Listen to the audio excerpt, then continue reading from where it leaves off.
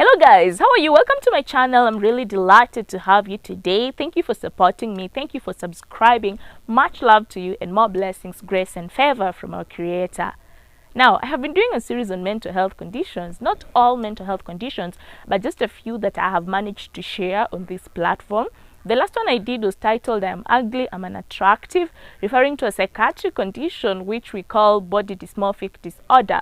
If you want to know more about this condition, please just check on my channel and watch that video. It is a good video not only for medical information, but also to uplift you, more so if you're struggling with self-esteem issues and feeling like you're unattractive and not appealing enough to fit the standards of the world, the standards definition of beauty. Now, I'm left with one mental health condition video, and that is on autism, mainly responding to the questions that you asked after I did a video on autism spectrum disorder.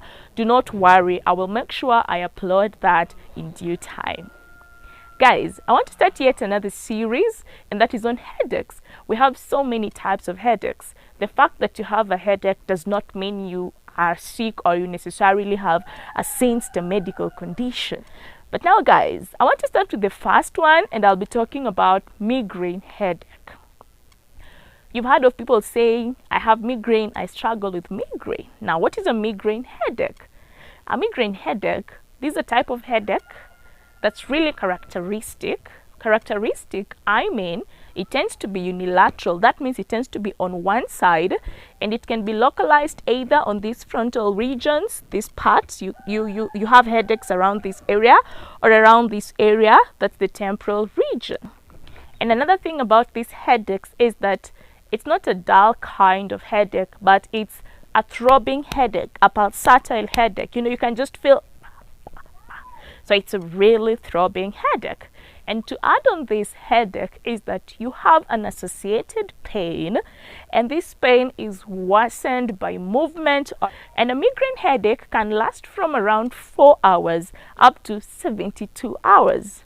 Migraines tend to be chronic, though as people grow and as people age, they tend to have fewer attacks and the symptoms tend to be less severe. Now, someone may ask, what causes migraine? Why do I have migraine?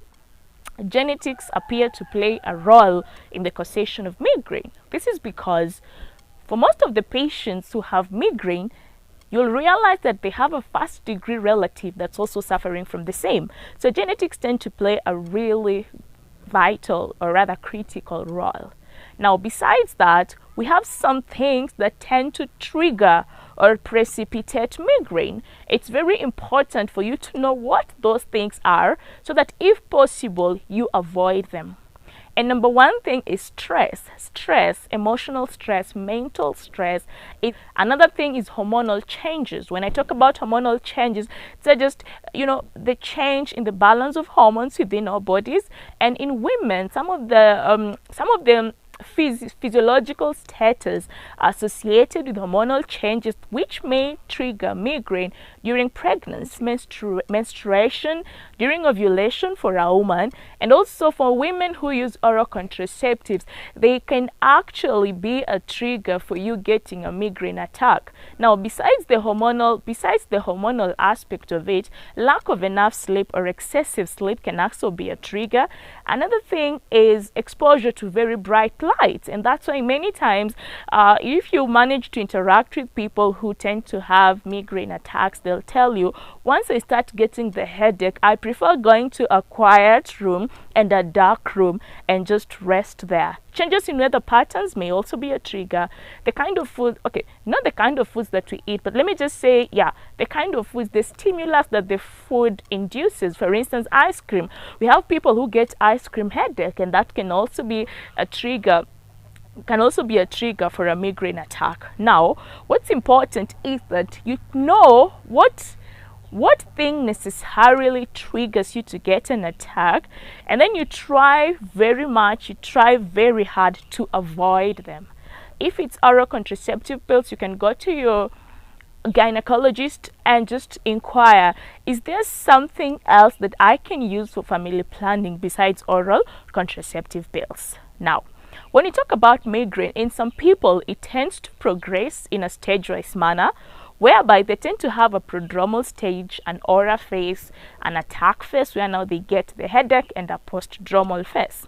Now, in the prodromal phase, what happens is that you get signs or manifestations which tell you, I think I'm getting this. Most likely in a few hours or in a few days, I'm going to get a migraine attack. And what are some of these premonitory signs that you can have before actually getting the real headache migraine attack? For some people, they tend to just be oversensitive, extremely sensitive to light, extremely sensitive to noise. In others, what they have is changes in their moods. Some become really depressed, others become anxious, others become angry. Then in others, they tend to just get either constipated or diarrhea. So these are some of the things that can come. Others may actually feel excessive thirst. They are always thirsty. Not that they have always been like that, but in a certain period, they're just excessively thirsty, and they're also really passing a lot of urine. And to some, they get what we call anorexia, like you don't want to eat, you're not just okay with food. So these are some things that can happen just a few hours or a few days before you get a migraine attack. Now, in some people, after they get these premonitory signs, they move to an aura phase. When you talk about an aura phase, this person has neurological presentations, visual changes, motor changes, or sensory changes. Now, visual changes, these are people, during this aura phase, somebody could just be doing something and they get what we refer to as tunnel vision. When I focus on something, I tend not to see the sides, but all I'm seeing is just a part at the center. That is the clear thing, but the sides just doesn't seem to be clear, tunnel vision. In others, they get what we call scotomas, central scotomas. Here is whereby, now this time round, as I'm doing something or when I focus on something, I tend to see like a dark spot at the middle. So during this aura phase, some people get these issues with vision, and others just become completely blind where they cannot see. But the thing with aura is that the signs slowly build up from 5 minutes to over 20 minutes, and they don't last for more than 1 hour. So the aura phase doesn't last for more than 1 hour. After this aura phase, now people now get into the attack where they get the headache that I have described. And normally after the migraine attack is over, they get to a postdromal phase, and here some feel really tired. Funny enough, some feel unusually refreshed or euphoric, some kind of happiness.